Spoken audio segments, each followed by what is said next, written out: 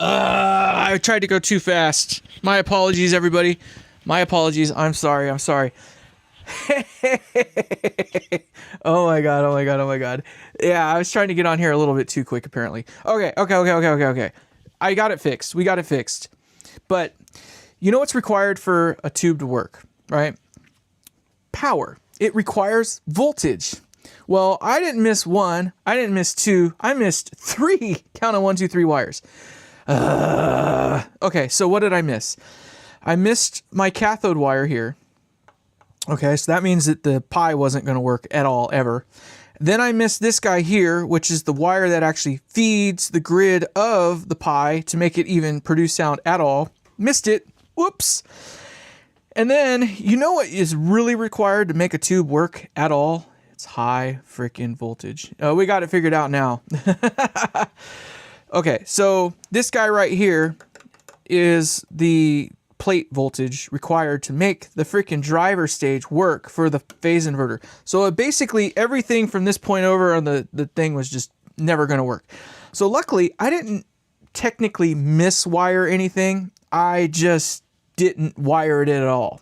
So luckily, after another drink, and here's a shout out to Andy. So I wasn't going to fuck with it tonight. I was just going to leave it alone. I wasn't even going to bother with it. I was just I'm flustered. You know what I mean? I've had enough over the last couple days. Things are just not going exactly the way I would like them to go, etc., whatever. Bitch and moan, cry like a little baby and all that bullshit, right? Oh, what was me? Well, so I just wanted to kind of call it and go to bed. I mean, it's what, 8:13. We're going to make some fucking sound tonight. But very frustrated in that regard. So he's like, no, dude, fix it. Do this, do that, do no. So I kind of go through the basic rigmarole, right? So what do? You try to just low-hanging fruit. I talked about it earlier. Just get the low-hanging fruit. What's easy? Just go there. So I undid this wire here and jumped it straight over to my first tube. Still nothing. Like nothing. Right? So I was like, okay, it can't be anything there. It's obviously got to be here. And I'm looking right there at that freaking turret. That one right freaking there. I'm looking at it going, man, that thing's awful damn lonely. And then I'm looking again through my circuit and I'm looking at this 100K that's sitting right there. And I'm like, there's nothing going to the 100K. And that's when it clicked. It was just like, are you freaking kidding me? So yeah, I totally just did not wire that thing at all. There is another problem though, because I did fire it up and we are out of phase. So I mentioned in other videos that we have a 50-50 shot of getting this black and the red wire in the right polarity, right? I guess you didn't get it in the right polarity. You know why this thing was screeching when we turned it off? Because I probably had those things in the wrong polarity. If it still screeches after turning those off, then I got some other thing to work out entirely. But for now, what we're going to do is pull that wire out. We're going to pull that red wire out there, and we're going to, fix that. I think I might just pull that other red wire out as well, because it just might make it easier to work on it. I already tweaked my freaking screen grid, because, awesome stuff. So, yay. Just freaking yay, man. All right. I want to implement. Let's just make my life easier. I'm going to try to clean those connections out to make it easier to freaking rewire this thing. Because right now, the fun task that I have is getting these out and then reran around all the other stuff. I mean, you literally got a 50-50 shot. Like, how is it that I couldn't get that freaking lucky? If it were easy, I'm not kidding, everybody would freaking be doing it. So yeah, just thank you, Andy, for just forcing me to keep on keeping on. I was literally just ready to call it a night because I was over it. And I get the fun task of trying to figure out how to cut wires in spots that I can't even reach to anymore. Frick yeah. Me and all my freaking zip ties, right? Gotta have those zip ties. I think we can get it. We are gonna get it. How's that? Because I am relentless, I guess. I'm gonna be relentless today, I think. There it is. Yeah, we got you. You're cut. You're done. You're done. All right, bear with me. I'm gonna move this back into view here. So yeah, we got to fix these, otherwise it's just gonna continue to make racket beyond all comprehension. This one's gonna be a little less than fun because I don't know that I have nippers that'll get me in there. I don't know that I have skinny nippers. So we're gonna have to freaking figure that one out. Somehow, some way. Like I say, if it were easy, everybody would do it. And sometimes it's just not as simple as it should be. There we go, we got it. Okay. Alright, so now I gotta do those 3 along the back there. Those will actually be easier to get to. And this one. And this one. Right? Yeah, there we go. Okay. Got those 3. Oh man, that's a lot of freaking zippy ties. Alright, click. And uno mas y todo. Okay. Let's see here. So now we gotta pull one back and pull one the other direction. Freaking awesome. And I think this red one is on the wrong we still got enough storage in here. I did hear some noise come out of the freaking transformer. We got just enough freaking voltage stored up in the caps. We might piss things off if we touch the wrong thing. We're not going to touch the wrong thing though, because, you know, it can't kill me. I'm unkillable. I wish that were the truth, but you hear that? You can't hear it, but I can hear it. There's something in there is like causing it to like make the speakers pop or whatever. There's just enough voltage in the freaking circuit to kind of do stuff, do things. All right, there's that. You can't hear it, but I can. I'm not being careful. I'm not worried. That's how little worried I am right now. Okay. Give me my wire, you mother trucker. There it is. All right. So before I commit still, I am going to wire this in there. For right now, I'm just literally going to make it work. So I'm going to solder this in. I said I'm going to solder this in. Okay. There's plate number 1. Well, right now we're looking for confirmation. That's all. We just want confirmation bias. We don't care about anything else right now other than that. So I'm going to wire. If you would fucking melt things. Thank you. There we go. All right. So right now we got plates on. I should not get any screeching anymore. 16 ohm. Volume is down. Volume down. Volume down. Like nothing should blow up right now.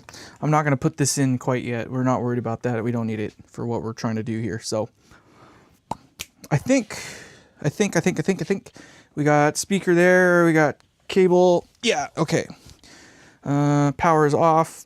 Thing plugged in. Yada yada. Bam. So it's either going to make the most horrid noise ever or none at all. I think we're going to be okay. We'll find out here in a moment. I'm going to turn this off even. All right. I still don't hear any screeching, so that's a good sign. There's only 5 of you. Here's the thing that sucks. We had 20 of you guys earlier when this thing was a shit show and like nothing worked. And now there's nobody. But you hear that? Obviously, something is working. Something is working. Amazing what one freaking wire will do. Golly. Okay. Okay. Okay. Okay.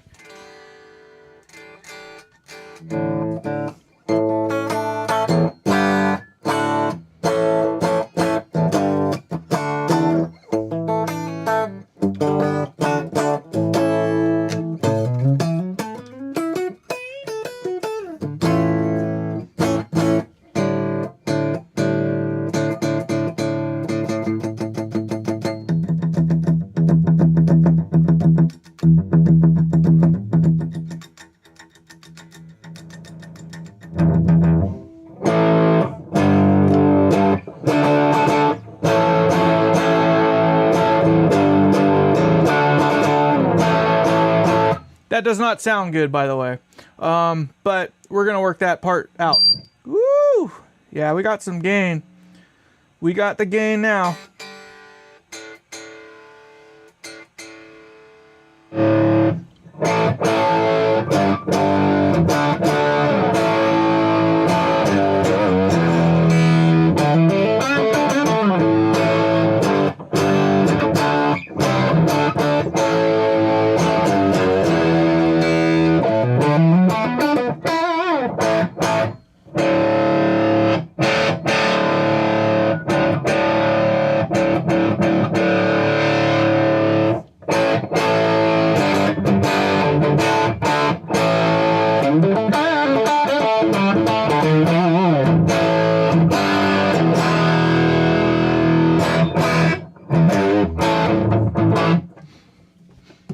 I can actually smell some warmth. Things are working. Woo!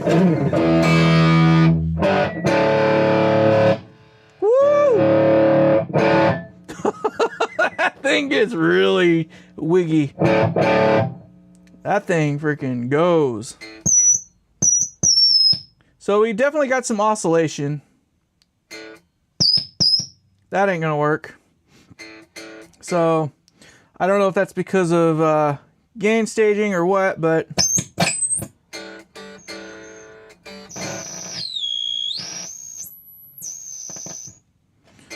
we might have another problem still, but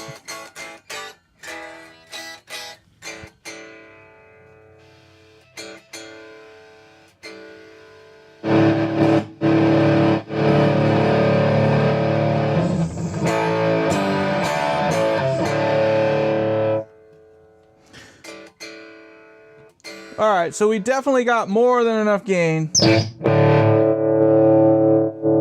we're gonna have to attenuate that.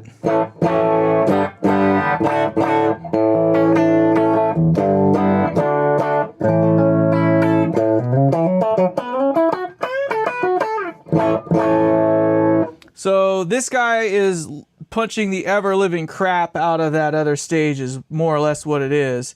To the degree where if I have that on at all, it just gets punched.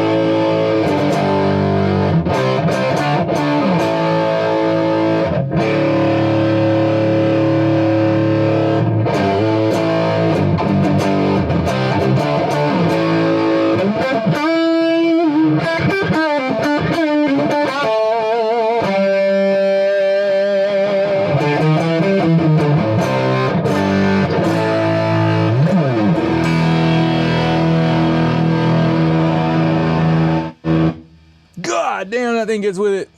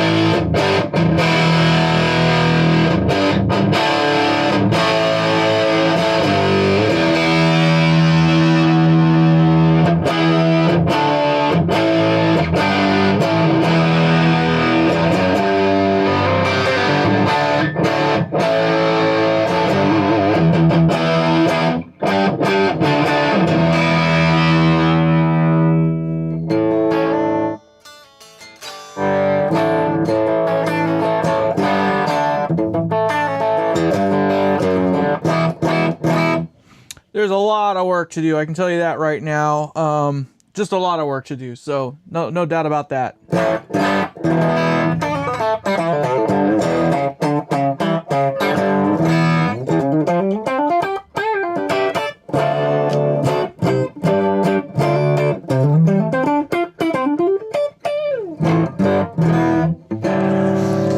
All right, so obviously, crunch. We know that it works now, so that's a good start. It sounds like ass, to be honest. Our volumes work, but as soon as you touch that master volume, that'll put some freaking pep in your step. This thing is freaking stupid loud. I haven't even biased it yet. I know it's biased on the cold side. I guess technically we can kind of see where it's at this point in time for once. So I'm going to plug in my bias probe. There's one. What do I want? I can't remember what I want. I want voltage. I know that. So I know it'll be low voltage. Let's see what we get here. Excuse. It should be very low voltage. I mean, it's pulling like nothing right now. So it's pretty cold at the moment. It's very cold at the moment. I can tell you that. I mean, that's what, 30 milliamps or something like that. Maybe even less than that. It's 3.2 milliamps, excuse me. So it's pretty cold right now. We can definitely heat it up a little bit. I don't know if I want to. I'm on this side right now. Let's see what happens here.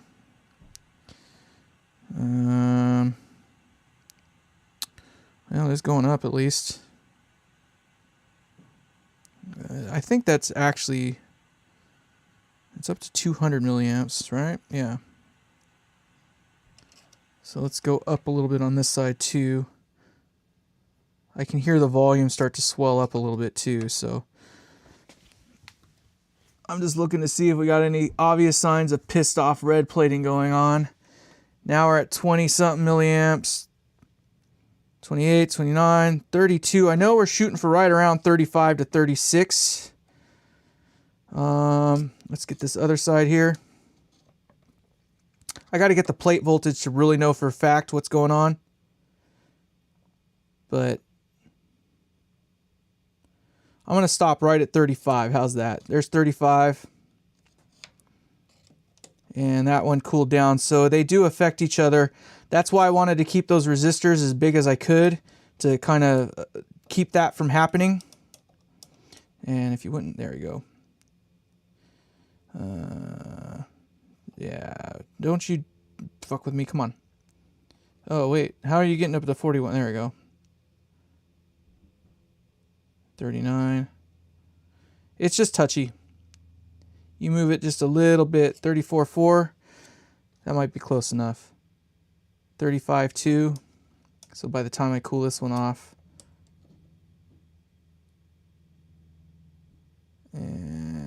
We'll stop at 34.1 there.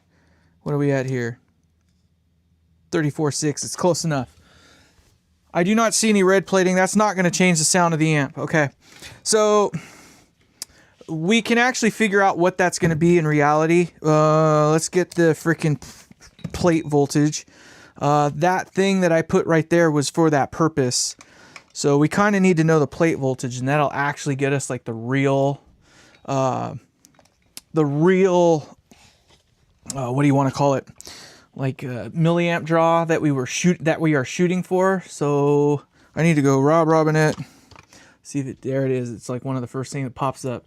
Good old Google doing their work there. All right, so what we're gonna do is find EL34 and EL34. Cool. That's fine. We know that we got more than 360 volts on the plate. As I recall, it was like right around 400 and something. So we're gonna measure right at the plate. 396 right at the plate. That is within about 4 volts of what I was shooting for actually. So 396 is what I'm going to put up in here. So 396. I'm going to hit enter, calculate. So I am shooting for At 50%, I'm shooting for 53.7 milliamps actually. So I can go a little bit hotter actually. No, wait, class AB fixed bias. I'm sorry, I'm used to looking at sorry, I'm used to looking at cathode bias.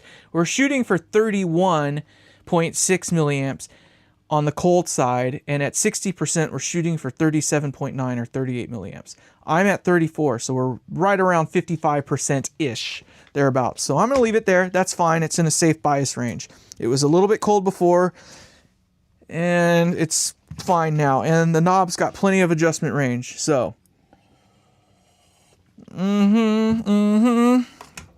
All right, so let's play it again just for a little bit to see if it changed anything. I highly doubt that it did. This thing's got, I need to attenuate some more, big time.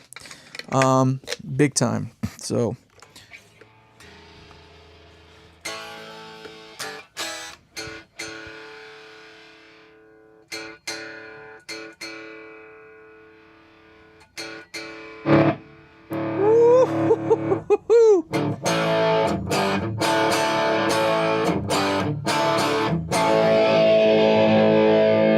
I don't see any red plating, that's good.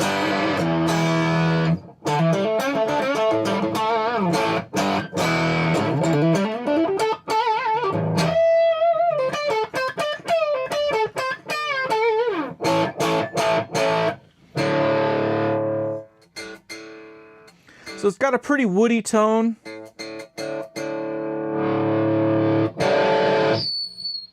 And then when you drive it too much with the second gain stage,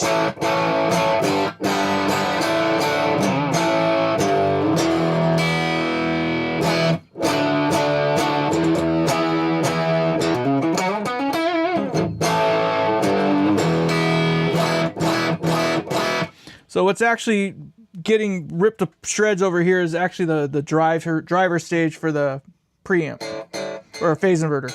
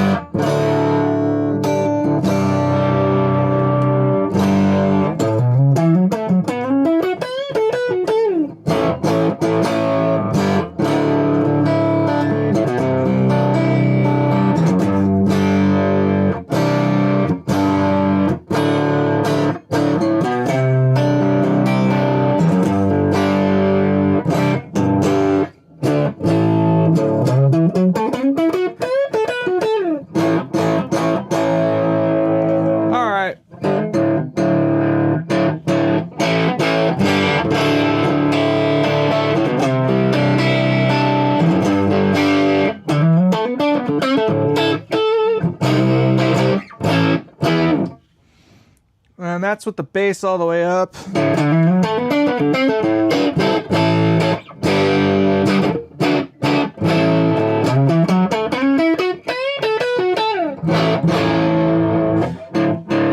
I've got to figure out, right now I'm just pile driving the freaking driver stage for the phase inverter. So it's just got too much snot and it's just tearing it up. So I can't get any warmth out of the front end. It's all just mid-range woodiness. I need to cut more bass from the front end and less bass from the back end of the preamp to retain the warmth, but I also got to get some more brightness in there. This thing is not bright enough. That is with the phase, or this is the presence all the way up.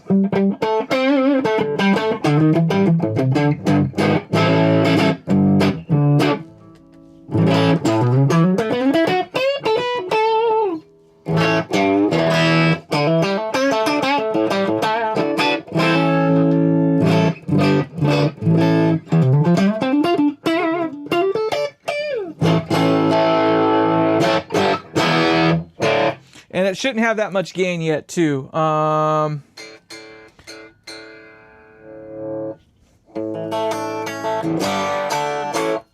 gonna try something. So I'm starting to get some oscillation there. Of course, that's with that all the way up. Right as you get to the very top. Okay, so it makes sense.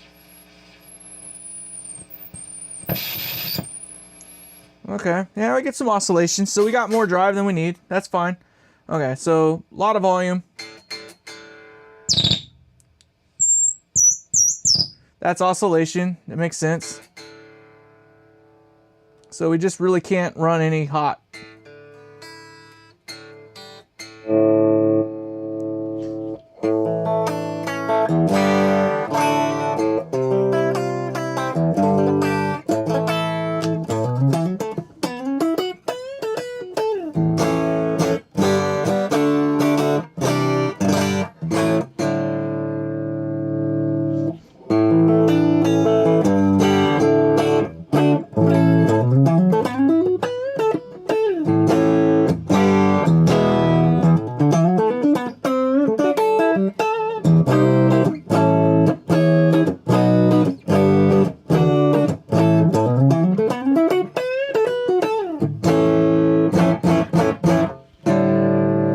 Okay, so you can get it there.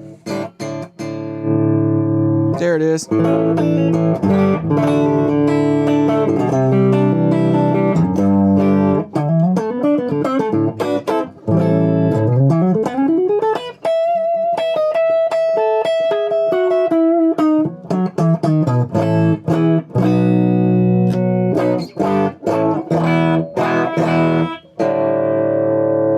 Very woody.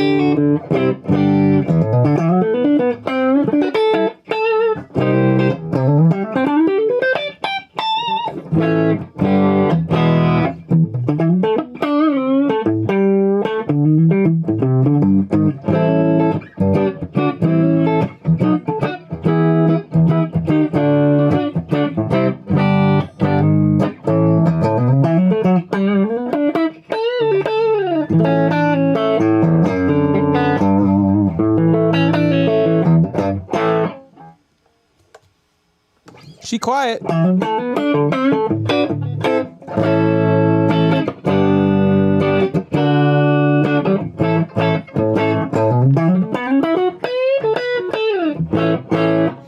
And she get plenty freaking loud.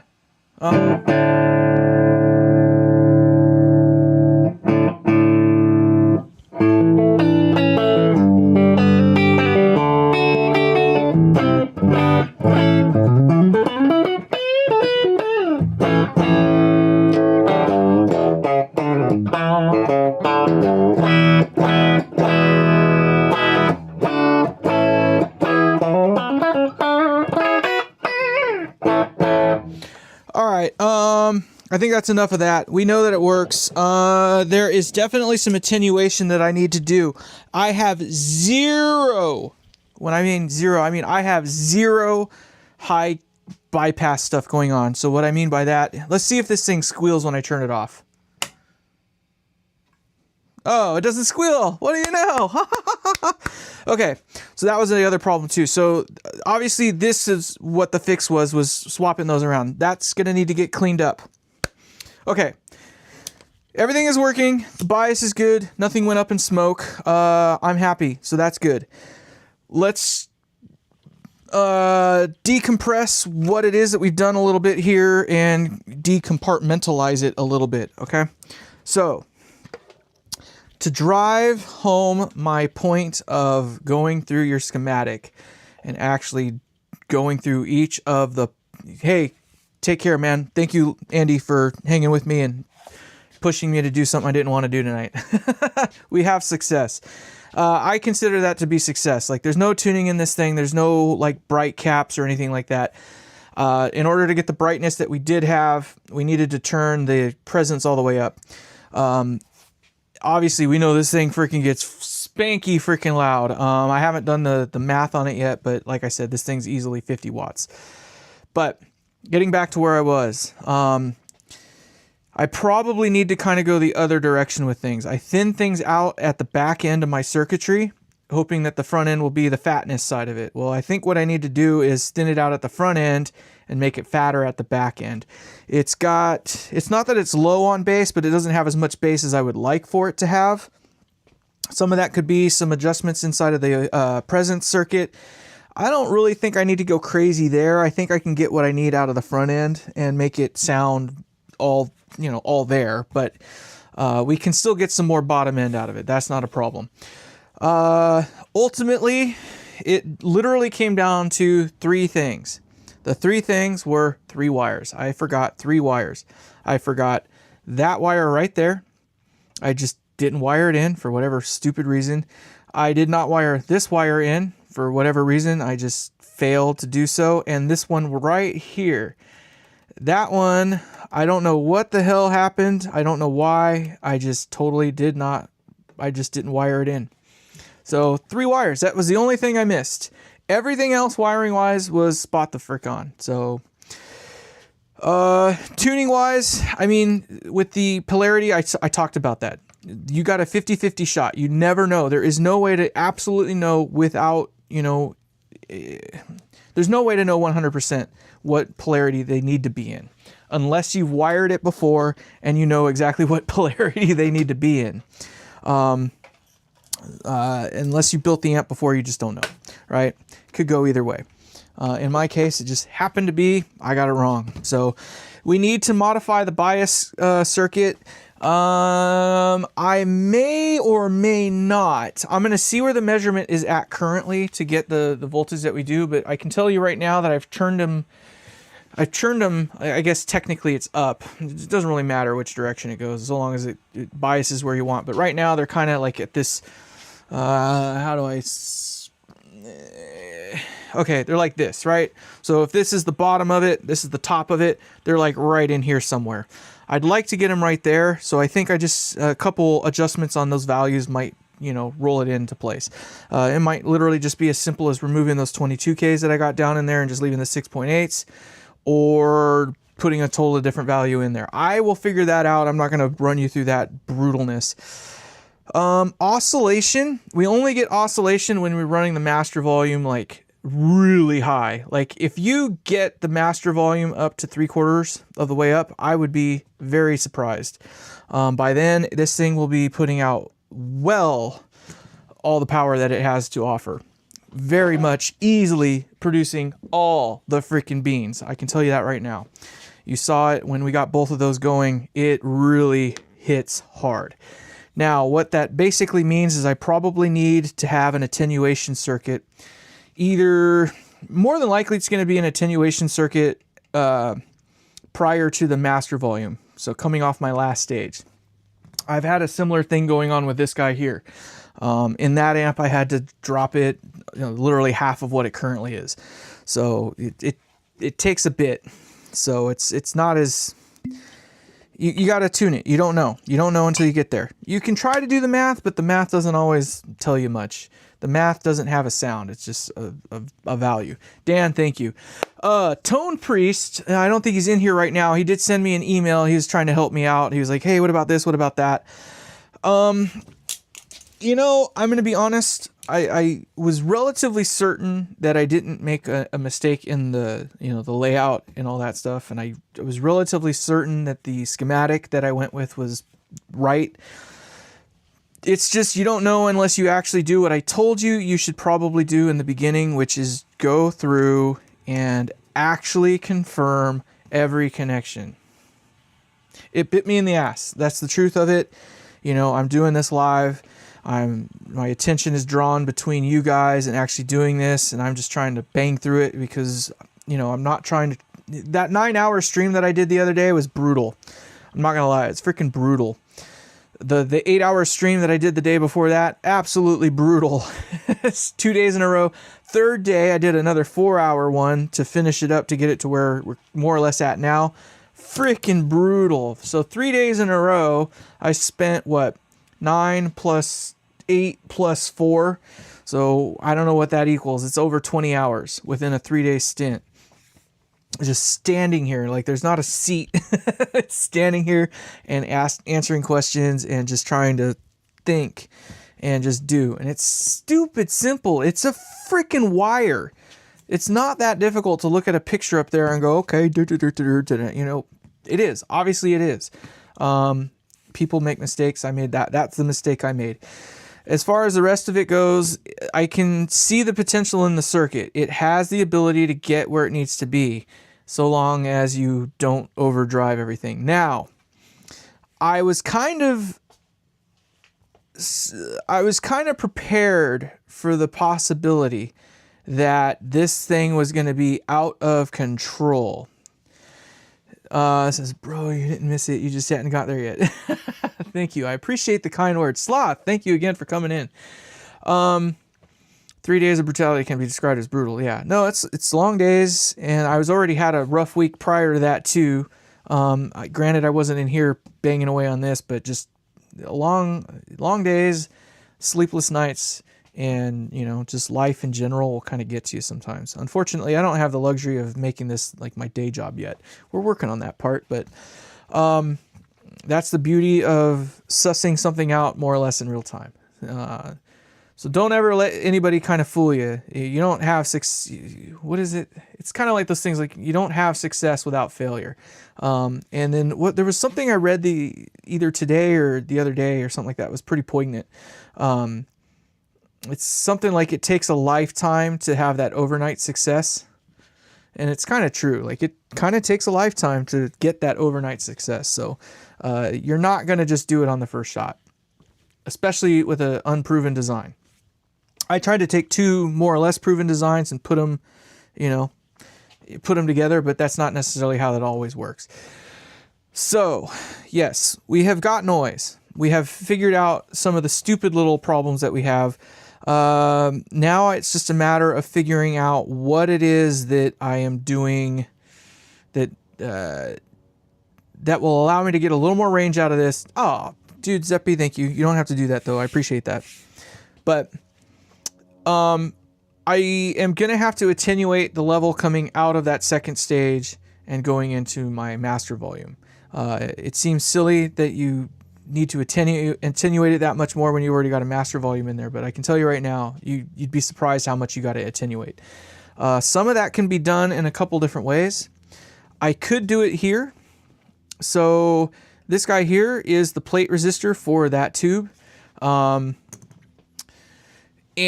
that, if you go lower in value, it'll basically reduce some of the grunt out of that side of the stage. And I did reduce it to a more nominal value to try to make it more akin to something like that of a 12AX7 single triode. Remember, this guy right here, this stage, that is a parallel triode. So it may just be that it doesn't like that. I don't know. We're going to find out. There are a couple tests I'm probably going to do. One of them will be probably jumping the first stage right over to the master volume to see if there is a difference in how it reacts. Obviously, when we turn this one down and turn our first stage all the way up, we get enough grunt to get some distortion going in the second stage, the second triode. So we got a lot more gain out of here than we probably need. And some of that can be adjusted by dealing with the dropper here. Now, it might just be that I need to play with that a little bit. I didn't take any real voltages yet. I know that I have about, well, at least I knew I had about 350. That was prior to any craziness going on. So let's take a couple voltage checks here just to kind of see where we're playing, because I'm sure it changed a little bit since dropping and whatnot, but all the nasty noises are gone, so that's a very nice thing. I'm glad we got rid of the nasty noises. I'm probably going to take tomorrow off, I'm not going to lie. We'll see how I feel. Now, what do I got to do here? What do I got to do? What do I got to do? Wow, how many times I wrap that thing around, eh? Holy Jeebus. Enough, that's for sure. All right. So we're on 600 volts. So this is probably going to make a gnarly little pop sound, but we want to know how much voltage we have on the pi plates. That wasn't too bad. So it dropped about 20 volts. Oh, Jesus. Thank you, man. I appreciate that. I have no sensible comment. Well, I appreciate that. Believe it or not, I appreciate it regardless of having any poignant whatever. So 333 on one. Oh, you guys can't even see it. My apologies. So we had 333 on one side, and on the other side, incidentally, we had about 333. So talk about a balanced pi, right? We're within 2 volts. So that's not too bad. And that's on the plate of that tube. So on our preamp tube, the node itself, we have 323. Okay. That's actually pretty good. That's a little bit higher than I like to have. Okay. So by that, I mean that I generally shoot for my parallel triode and the first stage to have right around 312. Now, here's the gotcha with that. This node here is also feeding this node here, which is the driver tube that goes into the pi. So that should be about 323, right? Which it is, right? There shouldn't be any voltage drop there. At least there shouldn't be. And there isn't. Okay, cool. It took a second to settle. Now, on the other side of my plate resistor, let's see what we got. 140? That's about right. Okay. So I'm using a 220K here. That's pretty hot for the first stage. It seems like I could probably drop it a little bit. But I'm going to see how much blocking distortion we actually get. We may not need to. Now, these other stages here should be a little bit higher in voltage. Not much, though. A little bit. Let's see what it's telling me here once it gets settled. So 335. So we got about a 10 volt difference between this stage and that stage. That's sensible. That's not bad. So voltage-wise, I think we're okay. I'm not concerned about that. One of the things I guess I could do is study up a little bit more on the high watt circuit. We kind of saw in the last video I did just a little bit earlier that that the voltages in the pi are pretty importante, but I can tell you right now that things have dropped a little bit for the plate side of things. We measured earlier and we had, what was it, just under 300. No, we're sitting right at 400 volts. Oh my God, that's exactly what I was looking for, was exactly 400 volts. I wanted 400, guess what we got? I'm pretty good. I'm telling you, I'm really freaking good when it comes to some of this math.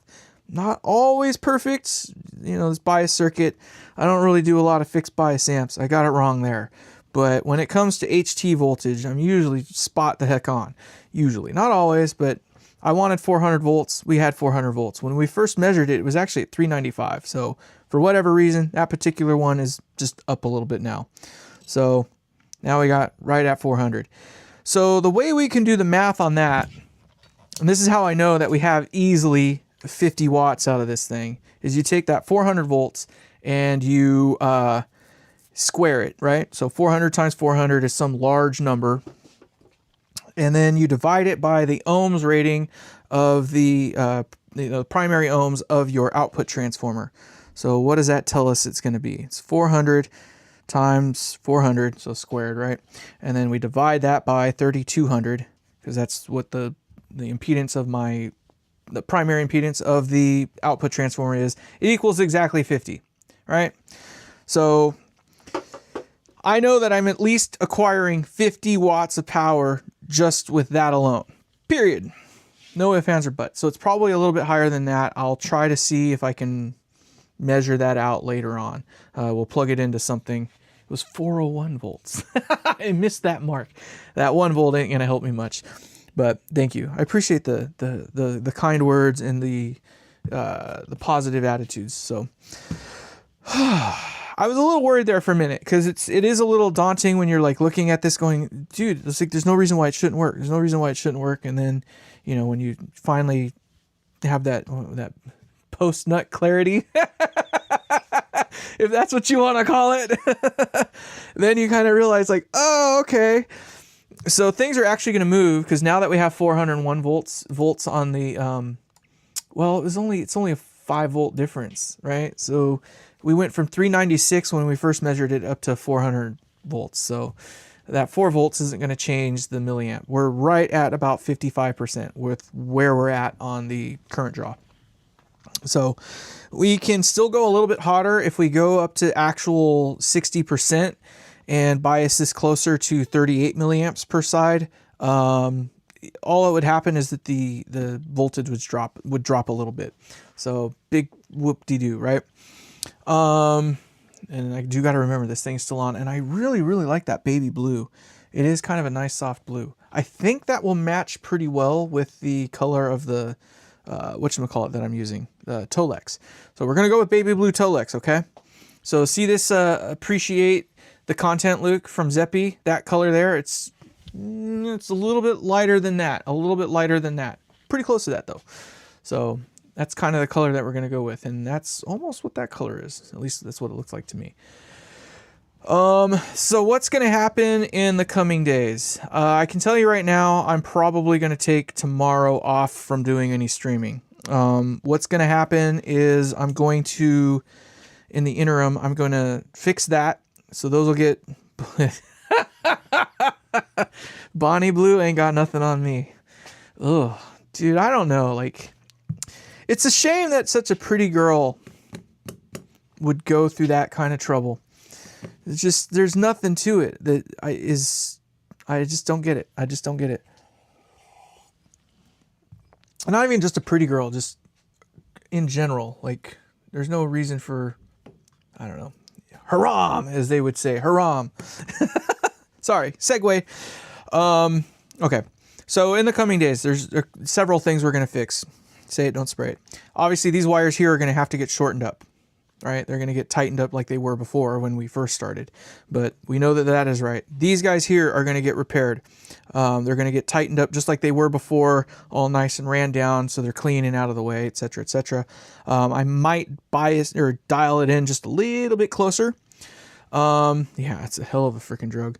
And then, of course, this network right here, I'm going to play with a little bit more as well. The bias voltage seems to be pretty stable, and I'll check and see once I turn it off what that heat looks like. I don't think it's that hot. Let's see if I have it readily available. I do. I don't know that I'm going to be able to measure just that resistor, but let's see.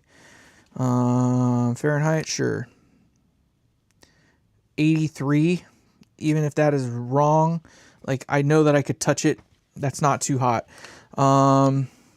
My screen grids, they say they're 101 thereabouts. You can't see it, I know, but I don't know how much of that is actually coming from the heat rising off the tube. These things are on, by the way. And then this guy, oh, that thing's cold to the touch. So that 10 watt there, even though it's a 200 ohm, it doesn't even know the rest of the amp is there. Short of trying to really press my luck, I can already tell you that these are all cold to the touch. I just know that they're cold to the touch. So another thing I should probably check is how much lower the screens are compared to that of the plates. I like to have at least a 5 volt drop, 10 volts preferably. 15 volts is kind of the sweet spot, I think. And we have basically a 4 volt drop. About a 5 volt drop, so. It's gone up. It's risen a little bit. 402, so the bias is actually drifting colder is what's happening. So we set the bias to these tubes, and as it's been on and running, the bias is actually cooling down on them a little bit. So that's why the plate voltage is going up, right? As the tubes conduct less, they draw less current, right? So when they draw less current, the HT voltage goes up with that. So there's a 5-volt difference. It would be nice to have a little bit more. A 220 ohm would probably be more ideal, or even maybe a 470 ohm, but that's not the problem that I'm having. It doesn't really contribute to the problems in sound. It's not contributing to the oscillations. The oscillations is literally when you crank that thing all the way up, there's just that much freaking gain in the loop that it's just going to go there. That's what it's going to do.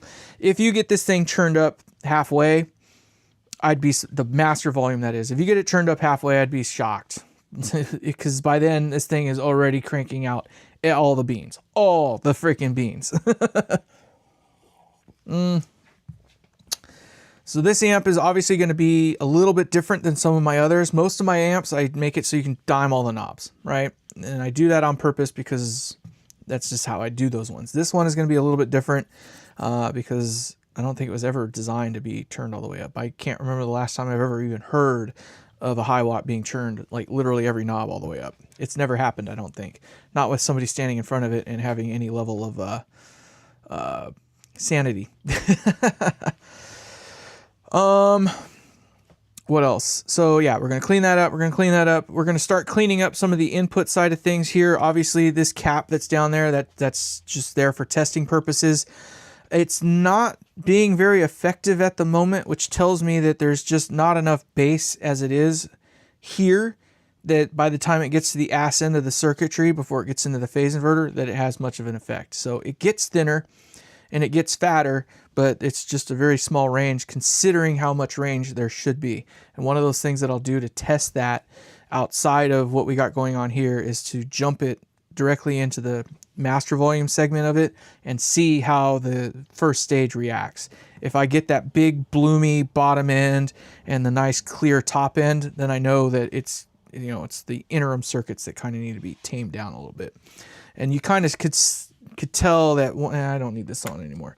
You could kind of tell that once we dialed this down a little bit and brought this back in to get the circuits working, that it warmed up, it got fatter. It just lacked the high end clarity, I guess.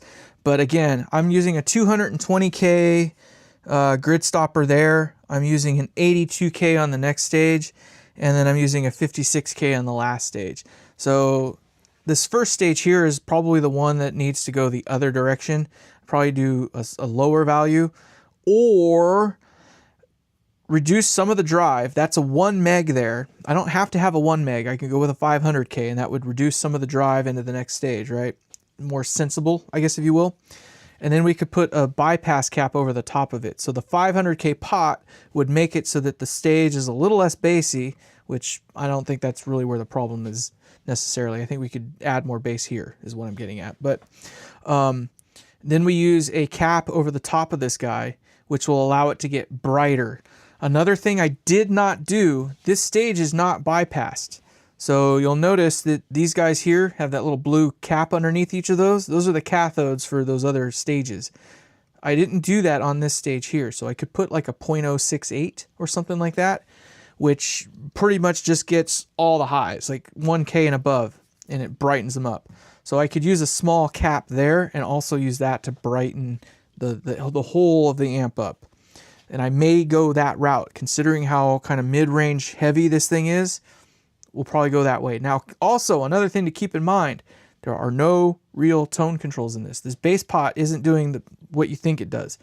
It is a bass control pot, but it's literally just bass. Like, it's just the bottom end. It doesn't affect the mids and it doesn't affect the highs. So it doesn't work like a normal tone stack does. When I put a mid control in here, which there will be one in here, that will suck some of the gain out of the last stage, right? Because I'm going to put the mid control last. I'm probably going to put the high cut or high control somewhere in the other inner two stages. I haven't decided yet. I may even tie it to the first stage. We'll see. That's another way I can pull a little bit of gain out of this first stage to keep it from being too heavy into the second gain stage, which is this guy here, right? So that's another way I can kind of control things. I'm kind of literally walking you down the path of how these things are kind of designed in real time. That is one of those ways. So I know that I'm going to do the mid control last though. That's literally going to be in between these two guys right here. Okay. Why am I going to do it there? I don't like mid controls, and I want to do it late in the staging because if there's that much mids and highs coming through, putting it there will help kind of get that scoopy sound, but it'll help scoop it out after all the other stuff has been done. So I can get the amount of bass I want here, the amount of highs settled out over here, and then you can literally use it just as a scoop for the mids at the last minute, more or less. It does get nice and bright when you turn the presence all the way up, and it's a nice brightness. It's not like a rip your head off kind of brightness. So that's what I kind of like about it. The presence control in this thing, I can tell you right now, is nice. It's a nice kind of active. It gets dark when you turn it down. In the mids, it's kind of up the middle. And then when you actually start, getting it dimed up there a little bit, it starts bringing that brightness in. So you can really use it as an effective tone control. Scoozy. All right, so there we are. We have kind of figured that out. That's off. I'm going to unplug this now. There is, I can tell you right now, no hum. All right, the hum that you were hearing was coming from the guitar itself, just being plugged in. This thing is uber freaking quiet. Oh my goodness. That's what all this work was really shooting for, was making sure that this amp was not going to be a noise maker. I'm actually hyper impressed at how quiet it really is, considering what is going on in this thing. You have to imagine, I've got this ginormous power transformer, and I've got 4 tubes literally sitting right in the middle of it on the lamination side. The laminations of the power transformers where most of the noise kind of emanates around, right? So that's, I don't know why, but that's just kind of how it is. The noise kind of goes out in like a little half moon shape around each side, right? Whereas the output transformer kind of works the opposite direction. The bells are the noisy side, whereas the lamination isn't quite as noisy, right? So for it to be as quiet as it is when nothing's going on, that means we did a good job. So I'm happy with that. So yeah, that's what we're going to do in the coming days. Like I say, I'm probably going to take tomorrow off. I am going to tidy these things up. So the next time you see this thing, all these little things like that are going to be dealt with. I will probably also start on the progress of exchanging, this value for a larger one, and maybe these other values for larger ones or something like that. And starting to tweak the tonality of it. I think before I really do that, I know I need more bass. I want more bass because I want to fill out the low ends more. It's got a nice mid-range grunt, but it doesn't quite have the bottom that I'd like. So I might exchange a couple of these out for larger values and see if I get that bottom end back that I want. Because I don't think it's the output section that's really killing my... I don't know. I'm going to have to test. We're going to figure that out. To be honest, we're going to figure that out. And then we're going to get some brightness. We need some more brightness in this thing for shizzle my nizzle. So we will put a bright cap over this one, probably over that one as well, just to make sure that we get the brightness we need. Which means that 82K I might exchange for another higher value like 22K, so we can allow more highs to go through. Little things like that. So with all that being said, one of the last things I'll do after I kind of get all the tone circuitry kind of built in there is work on the attenuation from this last stage. And that could be anything from literally a dropping resistor to just kill the gain out of it, just to help suck out some of that volume that we don't really need, allowing you to get some more here. It has the potential. It definitely breaks up. But now we just got to figure out how to control it all. So with that being said, we are 1 hour and 3 into this new segment of We Got Frickin' Noise. Nothing went up in smoke. And with all of that being said, I want to thank you guys all so much for your support and just being there and just helping me. Andy, again, just a big thanks. Really, you guys owe it kind of to Andy at this moment in time. If it wasn't for him, I would have waited until tomorrow to touch this, and I would have figured it out, I think, ultimately, because, you know, I would have gone, you know, literally check by check. But yeah, so thank you all so much. For those of you who donated to the channel, just super thanks. That's too kind of you. I appreciate that. That will definitely help offset some of the cost of this shit. But thank you so much. We'll see you in the next one. Take care. Goodbye.